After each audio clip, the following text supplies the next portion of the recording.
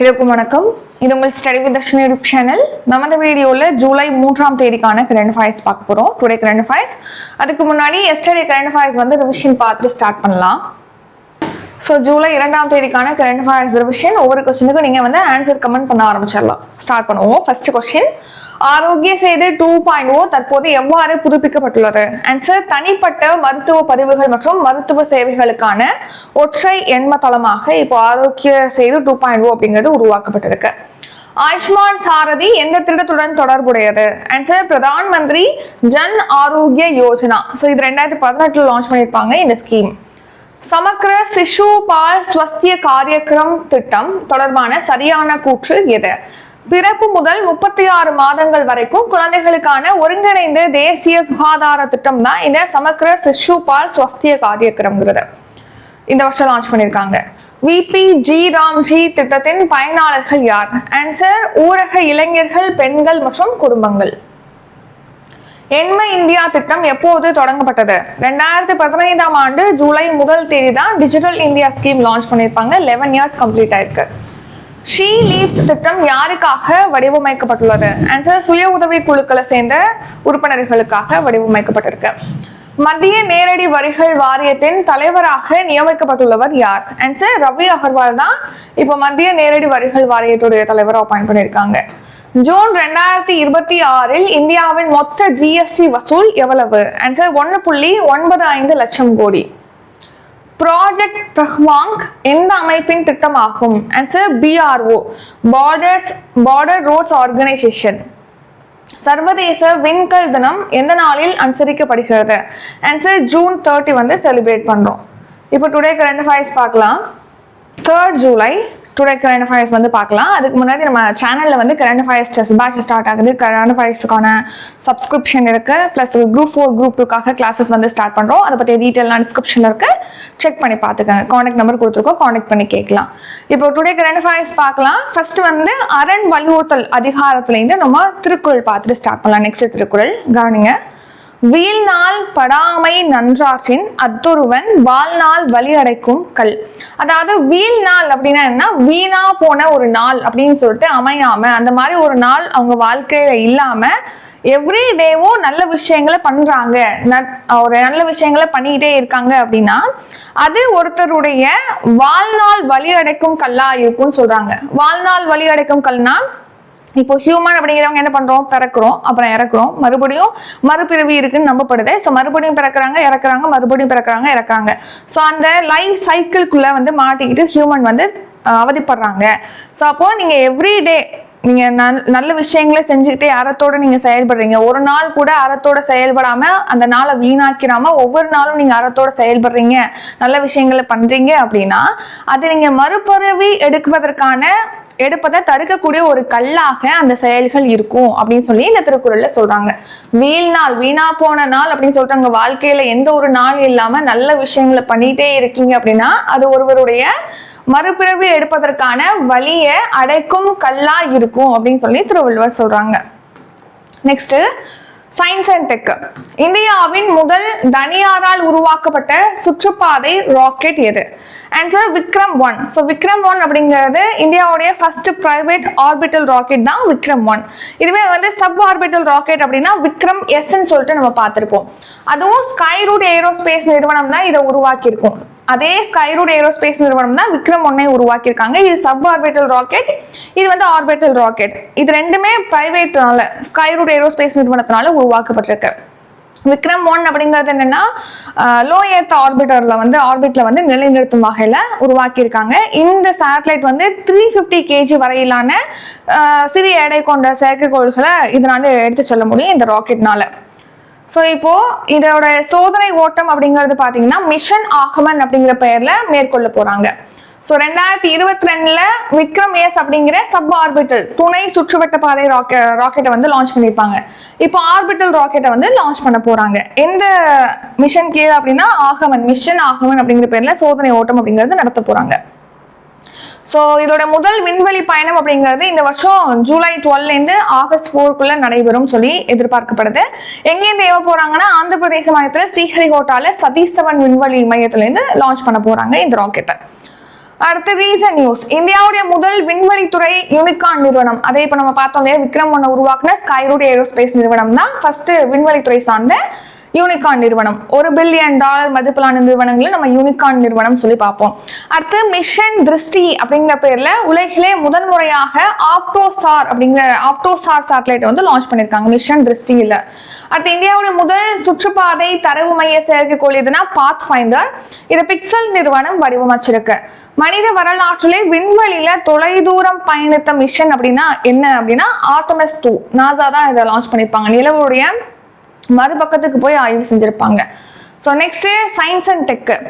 ககன் என்பது எந்த வகை வழிகாட்டி அமைப்பாகும்? Answer satellite based augmentation system தான் இந்த ககன் அப்படிங்கிறது. இப்போ விமானங்கள்லாம் பாத்தீங்கன்னா தரையிறக்குவதில் வந்து இந்த பனிமூட்டமா இருக்கு, மேகமூட்டமா இருக்கு, அதனால ஒழுங்கா தரையிறக்கிறது சிரமம் ஏற்படுதுன்னு சொல்லிட்டு விமானங்களை வந்து கேன்சல் பண்ணிடுவாங்க. பனிமூட்டம் இருக்கு, மேகமூட்டம் இருக்கு அந்த டைம்ல. இல்ல அப்படின்னா பயணிச்சுட்டு இருக்க விமானமா இருந்துச்சு அப்படின்னா திருப்பி வேற ஒரு ஏர்போர்ட்டுக்கு வந்து அனுப்பிடுவாங்க. ஸோ இந்த மாதிரியான ப்ராப்ளம்ஸ்லாம் வந்து சால்வ் பண்ற வகையில ககன் அப்படிங்கிற ஒரு சிஸ்டம் வந்து உருவாக்கி இருக்காங்க. ஸோ இதன்படி விமான விமானத்துல உள்ள ஜிபிஎஸ், இப்ப பறந்துகிட்டு இருக்கும் போது ஜிபிஎஸ் விமானத்துல இருக்கும் இல்லையா, அது வந்து அமெரிக்காவுடைய ஜிபிஎஸ் சேட்டலைட் மூலமா எங்க தரையில இறக்கலாம் அப்படின்னு சொல்லிட்டு சிக்னல்ஸ் பெறும். ஸோ இந்த மாதிரி பனிமூட்டம் மேகமூட்டமான சமயங்கள்ல பாத்தீங்கன்னா அந்த சிக்னல்ஸ்ல ஒரு சில எரர் அப்படிங்கிறது இருக்கும். அவங்க ஒரு இடத்துல நீங்க தரையிறக்கலாம் அப்படின்னு சொன்னாலும் அந்த ஆக்சுவல் பிளேஸ் அப்படிங்கிறது குறிப்பிட்ட தொலைவில் கொஞ்சம் ஒரு சில எரர் அந்த இடத்துல ஏற்படலாம். இங்க இறக்க சொல்லலாம், ஆனா அந்த ஓடுதளம் அப்படிங்கிறது இங்க இருக்கும். ஸோ அப்ப சரியான அந்த ஒரு எரர் அப்படிங்கிறது இருக்கு இல்லையா, அதை நீக்கிறதுக்காக கீழே பேஸ்ல பாத்தீங்கன்னா தரைமட்ட அளவுல வந்து இதுக்கான நிலையங்கள் அமைச்சிருப்பாங்க. அந்த நிலையங்கள்ல என்ன பண்ணுவாங்கன்னா இந்த எரரை கிளியர் பண்ணி கொடுத்து மறுபடியும் இந்தியாவுடைய ஜிபிஎஸ் அதாவது ஜியோ சேட்டலைட்டுக்கு வந்து சிக்னல்ஸ் அனுப்புவாங்க. அனுப்பி அதன் மூலமா விமான நிலையங்களுக்கு அந்த எரரை கிளியர் பண்ணி கொடுப்பாங்க. ஸோ ஃபர்ஸ்ட் வந்து என்னன்னா இங்க வந்து அமெரிக்காவுடைய சேட்டலைட்ல இருந்து விமானத்துக்கு வந்து சிக்னல் வரும். ஸோ அது எரர் இருக்கும். ஸோ இங்க தரை நிலையங்கள் இருக்கு இல்லையா, தரையில உள்ள நிலையங்கள் வந்து அவங்களுடைய சிக்னல்ஸை வந்து நம்ம அனுப்புன சேட்டலைட்டுக்கு அனுப்பி அந்த எரரை கிளியர் பண்ணி மறுபடியும் விமானத்துக்கு அந்த சிக்னல் வந்து கொடுப்பாங்க. ஸோ இதன் மூலமா அக்யூரேட்டா ஓடு பாதையில விமானமானது தரையிறங்க முடியும். ஸோ இந்த சிஸ்டத்தை தான் நம்ம என்ன சொல்றோம், ககன் சிஸ்டம் அப்படின்னு சொல்றோம். ஸோ சேட்டலைட் பேஸ்ட் அதாவது செயற்கைக்கோள் அடிப்படையிலான ஆக்மெண்டேஷன் சிஸ்டம் தான் இந்த ககன் அப்படிங்கிறது. ஸோ இதை யார் உருவாக்கியிருக்காங்க அப்படின்னா இந்திய விண்வெளி ஆராய்ச்சி நிறுவனம் இஸ்ரோவும் இந்திய விமான நிலையங்கள் ஆணையமும் இணைஞ்சுதான் உருவாக்கியிருக்காங்க. அமெரிக்காவுடைய ஜிபிஎஸ் சிக்னல்களை துல்லிய தன்மையை மேம்படுத்தி விமான போக்குவரத்துடைய பாதுகாப்பை அதிகரிக்கிறாங்க. ஜிபிஎஸ் சிக்னல் அமெரிக்காவுடைய சிக்னல்ல ஒரு சில எரர்ஸ் இருக்கும், அந்த எரர்ஸை கிளியர் பண்ணி கொடுக்கறதா இதோட வேலை. ஸோ விண்வெளியில இருக்கக்கூடிய அமெரிக்காவுடைய ஜிபிஎஸ் செயற்கைக்கோள்ல இருந்து சிக்னல் ஆனது நமக்கு அந்த விமான நிலையம் அதாவது விமானத்துக்கு வருது. நம்ம அனுப்புன ஜியோ 1, ஜியோ 2, ஜியோ 3 இந்த 3 சேட்டலைட் வந்து எதுக்காக அனுப்பியிருக்காங்கன்னா இந்த ககன் அமைப்புக்காக தான் இந்த 3 சேட்டலைட்டும் லான்ச் பண்ணிருக்காங்க. ஸோ இந்த சேட்டலைட்ல இருந்து இஸ்ரோ ஏவி உள்ள இந்த சேட்டலைட்ல இருந்து துல்லியமான தரவுகளை விமானங்களுக்கு வந்து வழங்குறாங்க. அந்த எரரை கிளியர் பண்ணி துல்லியமான தரவுகளை கொடுக்குறாங்க. ஸோ அதன்படி வானிலை சரியா இல்லாட்டியும் அந்த சேட்டலைட் அதாவது அந்த ஏரோப்ளேன் அப்படிங்கிறது ஈஸியா தரையிறங்க முடியுது துல்லியமாக. நெக்ஸ்ட் வந்து சயின்ஸ் அண்ட் டெக். போதைப் பொருள் இல்லாத இந்தியா என்ற இலக்கை அடைய உருவாக்கப்பட்ட டிஜிட்டல் தளம் எது? ஆன்சர் மானஸ். ஸோ மானஸ் அப்படிங்கிற பேர்ல பாத்தீங்கன்னா நஷா முக் பாரத் அப்படிங்கிற அதாவது போதைப் பொருள் இல்லாத இந்தியா அப்படிங்கிற டார்கெட் நம்ம ரீச் பண்றதுக்கான ஒரு டிஜிட்டல் தளமானது இன்ட்ரடியூஸ் பண்ணிருக்காங்க. அதுதான் மானஸ். பிளஸ் டோல் ஃப்ரீ நம்பரும் ப்ரொவைட் பண்ணிருக்காங்க 1933. போதைப் பொருள் சம்பந்தமான விஷயங்கள் வந்து நீங்க ஏதாவது டவுட்ஸ் இருக்குன்னா அதை கிளியர் பண்றதுக்கு 1933 அந்த நம்பருக்கு வந்து கால் பண்ணலாம். போதைப் பொருள் சம்பந்தமான இப்போ உங்க பக்கத்துல யாராவது போதைப் பொருள் கடத்தல் இல்லைன்னா போதைப் பொருளுக்கான அந்த செடிகளை வளர்க்குறாங்க அந்த மாதிரி பண்றாங்கன்னா அதை பத்தி புகார் அளிக்கலாம் இந்த மானஸ் போர்ட்டல்ல, அந்த மானஸ் டிஜிட்டல் தளத்துல. நெக்ஸ்ட் போதைப் பொருள்னால பாதிக்கப்பட்டிருக்காங்க அப்படின்னாலும் அவங்களை அதுல இருந்து மீட்பதற்காகவும் இந்த மானஸ் போர்ட்டல் இந்த மானஸ் அப்படிங்கிறது செயல்படுது. இந்த டிஜிட்டல் தளம் வந்து ஹெல்ப் பண்ணுது. இதை யார் உருவாக்கியிருக்கா அப்படின்னா மத்திய உள்துறை அமைச்சகத்தின் கீழ் இருக்கக்கூடிய போதைப் பொருள் கட்டுப்பாட்டு வாரியம் தான் இதை உருவாக்கியிருக்காங்க. அடுத்து டோல் ஃப்ரீ நம்பரும் ப்ரொவைட் பண்ணிருக்காங்க 1933 அப்படின்னு சொல்லிட்டு. உமங் மொபைல் செயலியும் இதுல இணைக்கப்பட்டிருப்பதா சொல்லியிருக்காங்க. உமங் மொபைல் செயலி அப்படிங்கிறது வந்து பரவலான அரசுடைய சேவைகளை வழங்கக்கூடிய செயலி தான் உமங். ஸோ இதுல வந்து இபிஎஃப்ஓ நெக்ஸ்ட் ஆதார் கார்டு இந்த மாதிரி பரவலான அரசுடைய சேவைகள் உமங் செயலி மூலமாக பெற முடியும். Next reason news. Ayushman Bharat காப்பீடு திட்டத்துடைய பயனாளிகளுக்கு வந்து வாட்ஸ்அப் சாட்பாட் வசதிங்கிறது ஆயுஷ்மான் சாரதிங்கிற பேர்ல இன்ட்ரடியூஸ் பண்ணிருக்காங்க. பிரசாஸ்த் 2.0 அப்படிங்கிறது NCERT இன்ட்ரடியூஸ் பண்ண டிஜிட்டல் தளம். அடுத்து மிஷன் சக்ஷம் அப்படிங்கிறது இந்திய ரிசர்வ் வங்கி வந்து இன்ட்ரடியூஸ் பண்ணிருக்காங்க. அடுத்து டிஜிட்டல் கைது மோசடியை CBI சார்பில் தடுக்கிறதுக்காக CBI வந்து அபய் சாட்பாட் வசதியை வந்து தொடங்கியிருக்காங்க. அடுத்த இண்டெக்ஸ் அண்ட் ரிப்போர்ட் 2026ஆம் ஆண்டிற்கான ஐக்கிய நாடுகளின் நிலையான வளர்ச்சி இலக்குகள் குறியீட்டில் இந்தியா எத்தனையாவது இடத்தை பிடித்துள்ளது? ஆன்சர் 94வது இடத்தை பிடிச்சிருக்கு. ஸோ இப்போ SDG கோல்ஸ்ன்னு சொல்லிட்டு நம்ம பார்த்துருப்போம். ஒரு 17 கோல் இருக்கும். 0 ஹங்கர், அதே மாதிரி பாவத்தை இருக்கக்கூடாது, வறுமையை ஒழிக்கணும், பசியின்மையை வந்து ஒழிக்கணும் அப்படின்னு சொல்லிட்டு ஒரு 17 கோல்ஸ் வந்து நம்ம பார்த்துருப்போம். அந்த 17 கோல்ஸ்ல இந்தியாவுடைய நிலை எப்படி இருக்கு, எவ்வளவுக்கு அவங்க டெவலப் ஆயிருக்காங்க அப்படின்னு சொல்லிட்டு அந்த தரவரிசை ரிலீஸ் பண்ணியிருக்காங்க, ஒவ்வொரு நாடுகளோட தரவரிசை. அதுல இந்தியா வந்து 94வது இடத்துல இருக்கு. ஸோ சஸ்டைனபிள் டெவலப்மெண்ட் ரிப்போர்ட் 2026 அப்படிங்கிறது லான்ச் பண்ணியிருக்காங்க, ரிப்போர்ட் ரிலீஸ் பண்ணியிருக்காங்க. இந்த ரிப்போர்ட் அப்படிங்கிறது சஸ்டைனபிள் டெவலப்மெண்ட் கோல்ஸ் ஒரு 17 கோல்ஸ் இருக்கு இல்லையா, அந்த 17 கோல்ஸ்ல நம்ம இந்தியா எவ்வளவு மேம்பட்டு இருக்காங்க, 2030க்குள்ள இந்த 17 கோல்ஸ் ரீச் பண்ணணும்னு சொல்லிட்டு ஐக்கிய நாடுகள் சபை வந்து டார்கெட் வச்சிருக்காங்க.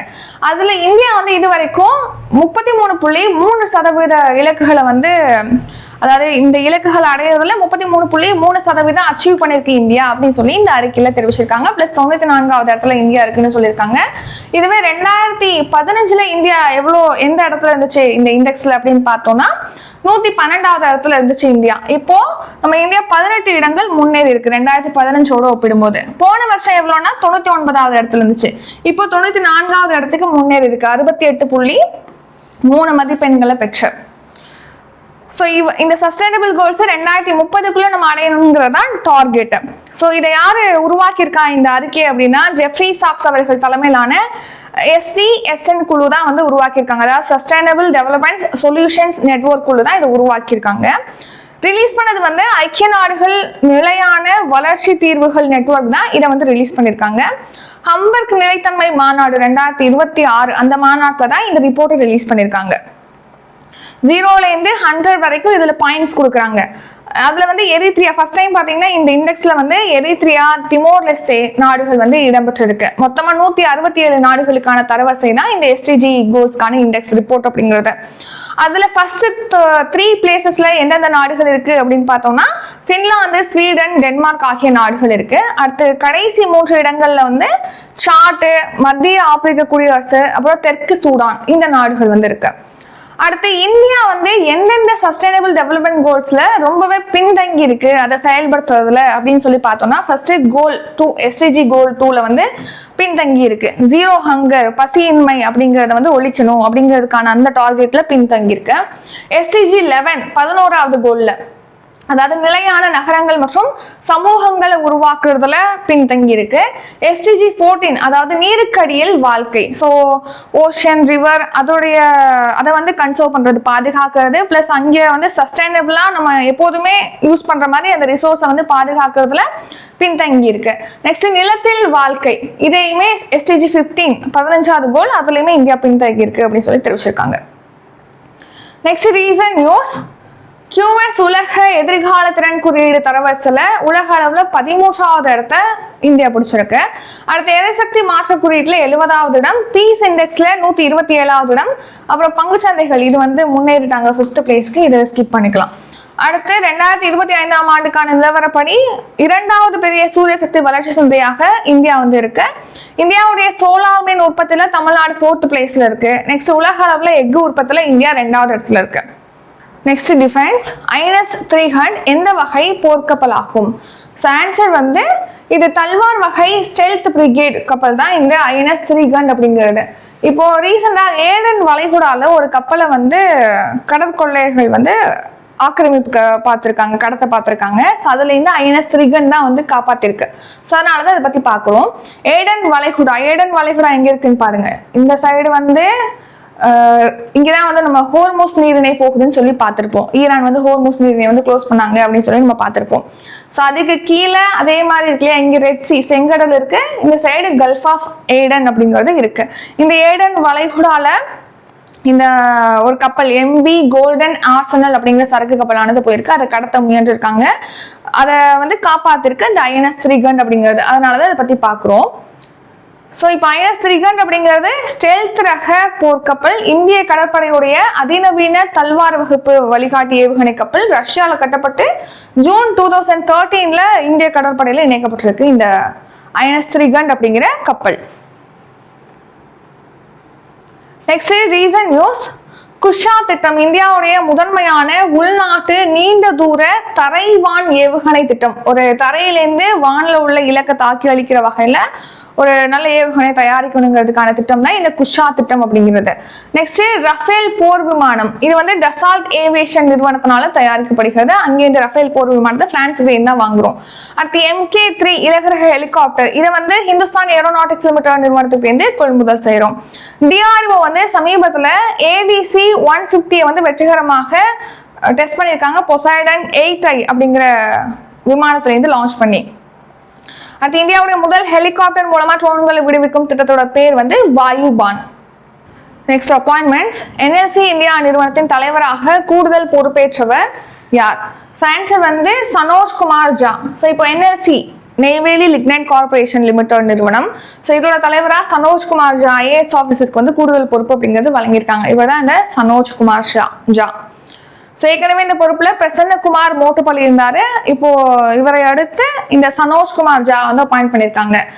இந்த NLC இந்தியா லிமிடெட் பார்க்கணும் இல்லையா, அதாவது நெய்வேலி லிக்னைட் கார்பரேஷன் இந்தியா லிமிடெட்னு சொல்லிட்டு. ஸோ இது வந்து மத்திய நிலக்கரி அமைச்சகத்தின் கீழ் செயல்படக்கூடிய ஒரு பொதுத்துறை நிறுவனம். இதுக்கு நவரத்னா அப்படிங்கிற அந்தஸ்தானது வழங்கப்பட்டிருக்கு. ஸோ எப்போ ஸ்டார்ட் பண்ணாங்க? 1956 நவம்பர் 14 இதோடைய தலைமையகம் ஹெட் குவார்டர் நெய்வேலியில இருக்கு. அடுத்து இண்டிகோ நிறுவனத்துடைய சிஓவாக வில்லியம் வால்ஷ் வந்து அப்பாயிண்ட் பண்ணியிருக்காங்க. தமிழக அரசுடைய புதிய தலைமைச் செயலராக சாய்குமார் இருக்காரு. ஆப்பிள் நிறுவனத்துடைய தலைமை நிர்வாக அதிகாரியாக ஜான் டர்னஸ் வந்து இருக்காங்க. அடுத்து நிதி ஆயோக்குடைய துணை தலைவராக அசோக் லக்ரி வந்து அப்பாயிண்ட் பண்ணியிருக்காங்க. அப்புறம் பங்களாதேஷுக்கான இந்திய தூதராக தினேஷ் திரிவேதியை வந்து அப்பாயிண்ட் பண்ணியிருக்காங்க. அப்பாயின்மெண்ட்ஸ். தற்போதைய இந்திய வெளியுறவு செயலாளர் யார்? ஆன்சர் விக்ரம் மிஸ்ரி. ஸோ இப்போ இந்திய வெளியுறவு செயலராக, அதாவது ஃபாரின் செக்ரட்டரியா யார் இருக்காங்க அப்படின்னா விக்ரம் மிஸ்ரி. இவருடைய டெனர் பதவி காலத்தை வந்து 1 இயருக்கு இப்போ எக்ஸ்டெண்ட் பண்றாங்க. நெக்ஸ்ட் 1 இயருக்கு இவர் தான் வந்து விக்ரம் மிஸ்ரி. 1 இயர் வந்து அவருடைய பதவி காலமானது நீட்டிக்கப்பட்டிருக்கு. அடுத்து இந்திய ராணுவத்துடைய அடுத்த தலைமை தளபதியாக தீரஜ் சேத் வந்து பொறுப்பேற்றிருக்காரு. கடற்படையுடைய தலைமை தளபதியா கிருஷ்ணா சுவாமிநாதன் அப்பாயிண்ட் பண்ணியிருக்காங்க. நெக்ஸ்ட் வந்து முப்படைகளுடைய தலைமை தளபதியாக ராஜா சுப்பிரமணியம் அப்பாயிண்ட் பண்ணியிருக்காங்க. மகேஷ்குமார் அகர்வால் வந்து நம்ம தமிழ்நாட்டுடைய 34வது டிஜிபியாக, தமிழக காவல்துறை டிஜிபியா அப்பாயிண்ட் பண்ணியிருக்காங்க. Next summit. இந்தியா ஜப்பான் 16வது வருடாந்திர இருதரப்பு உச்சி மாநாடு எங்கு நடைபெற்றது? Answer new Delhi. So new டெல்லியில பாத்தீங்கன்னா இந்தியாவுக்கும் ஜப்பானுக்கும் இடையிலான வருடாந்திர இருதரப்பு உச்சி மாநாடு 16வது எடிஷன் நடந்திருக்கு. இதுல பங்கேற்கிறதுக்காக ஜப்பான் நாட்டுடைய பிரதமர் சனே தகாய்ச்சி வந்து இந்தியாவுக்கு வந்திருப்பாங்க. ஸோ இவங்களுடைய வருகையில என்னென்னலாம் சொல்லியிருக்காங்கன்னு பார்த்தோம்னா, இப்போ ஜப்பான் நாட்டுடைய ஒத்துழைப்போட இந்தியால ஒரு 1000 உயிர் எரிவாயு மற்றும் இயற்கை உர உற்பத்தி ஆலைகள் அப்படிங்கறது அமைக்கப்படும் சொல்லி தெரிவிச்சிருக்காங்க. இயற்கை உரம் தயாரிக்கிறதுக்கான ஆலைகள், நெக்ஸ்ட் உயிரி எரிவாயு தயாரிப்பதற்கான ஆலைகள். அடுத்து இப்போ நெக்ஸ்ட் 10 இயர்ஸ்ல 10 ட்ரில்லியன் எண் முதலீட்டை வந்து ஈர்க்கிறதுக்கு டார்கெட் வச்சிருக்காங்க. 17 முக்கிய துறைகள்ல முதலீடு செய்வதற்காக இப்போ இதுல வந்து பேச்சுவார்த்தை நடத்திருக்காங்க. ஸோ தூய்மையான எரிசக்தி, செயற்கை நுழைவு, பாதுகாப்புத்துறை, செமிகண்டக்டர் இந்த மாதிரி துறைகள்ல நம்ம முதலீட்டு ஈர்ப்பதற்கு முடிவு பண்ணிருக்காங்க. ஜப்பானும் இந்தியாவும் சேர்ந்து இப்போ முதலாவது ராணுவ தொழில்நுட்ப கூட்டு தயாரிப்பு திட்டத்தை வந்து இப்போ வெளியிட போவதாக தயாரிப்பதாக சொல்லியிருக்காங்க. அடுத்து ரீசன் சம்மிட். 52வது G7 உச்சி மாநாடு அப்படிங்கிறது பிரான்ஸ்ல ஏவியான் சிட்டில நடந்துச்சு. 3வது இந்தியா நார்டிக் மாநாடு நார்வேல நடைபெற்றது. பிரிக்ஸ் கூட்டமைப்பிற்கு இந்தியா வந்து இந்த வருஷம் தலைமை பொறுப்பை ஏற்றிருக்கு. உலக தமிழ் ஆய்வு மாநாடு அப்படிங்கிறது கனடால வந்து ஹோஸ்ட் பண்ண போறாங்க. நெக்ஸ்ட் வந்து நேஷனல் அக்ரிகல்ச்சரல் கான்ஃபரன்ஸ், தேசிய வேளாண் மாநாடு நியூ டெல்லியில நடந்திருக்கு. அணு ஆயுத பரவலை தடை செய்வதற்கான மறு ஆய்வு மாநாடுங்கிறது நியூயார்க்ல நடைபெற்றது. ஆனா இங்க எந்த ஒரு முடிவுமே எட்டப்படல. குவாட் கூட்டமைப்புடைய வெளியுறவு அமைச்சர்கள் கூட்டம்ங்கிறது நியூ டெல்லியில நடந்திருக்கு. அடுத்து ஷார்ட் நியூஸ். ஸோ இப்போ நம்ம விபிஜி ராம்ஜி திட்டம் சொல்லி பார்த்துருவோம். மகாத்மா காந்தி ஊரக வேலை வாய்ப்பு திட்டத்துக்கு மாற்றம் இந்த திட்டம் கொண்டு வராங்க. இந்த ஸ்கீம் தொடக்க நிகழ்ச்சிங்கிறது நேற்று நடந்திருக்கு. எங்கன்னா ஆந்திரால திருப்பதியில ஒரு கிராமத்துல இதை தொடங்கி வச்சிருக்காங்க சிவராஜ் சிங் சௌஹான் அவர்கள், ஊரக மேம்பாட்டு அமைச்சர்.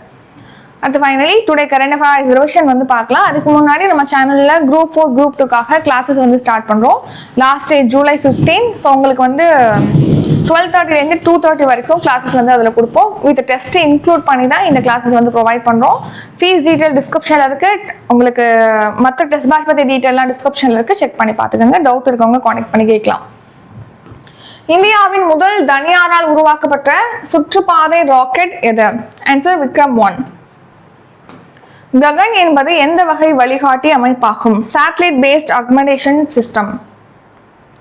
போதைப்பொருள் இல்லாத இந்தியா என்ற இலக்கை அடைய உருவாக்கப்பட்ட டிஜிட்டல் தளம் எது? ஆன்சர் மானஸ். 2026 ஆண்டிற்கான ஐக்கிய நாடுகள் நிலையான வளர்ச்சி இலக்குகள் குறியீடு, அதாவது SDG குறியீட்டில் இந்தியா எத்தனையாவது இடத்தை பெற்றுள்ளது? ஆன்சர் 94வது இடம். INS திரிகண்ட் எந்த வகை போர்க்கப்பலாகும்? ஆன்சர் தல்வார் வகை ஸ்டெல்த் பிரிகேட். NLC இந்தியா நிறுவனத்தின் தலைவராக கூடுதல் பொறுப்பேற்றவர் யார்? ஆன்சர் சனோஜ் குமார் ஜா. தற்போதைய இந்திய வெளியுறவு செயலாளர் யார்? Answer Vikram Misri. India Japan 16வது வருடாந்திர இருதரப்பு உச்சி மாநாடு எங்கு நடைபெற்றது? Answer new Delhi. இத்துடன் இன்றைக்கான கரண்ட் அஃபேர்ஸ் வீடியோ நிறைவடைகிறது. இந்த வீடியோ உங்களுக்கு பிடிச்சிருந்தா லைக் பண்ணுங்க, ஷேர் பண்ணுங்க. நம்ம சேனலை நீங்க இன்னும் சப்ஸ்கிரைப் பண்ணலன்னா மறக்காம சப்ஸ்கிரைப் பண்ணிக்கோங்க. நன்றி, வணக்கம்.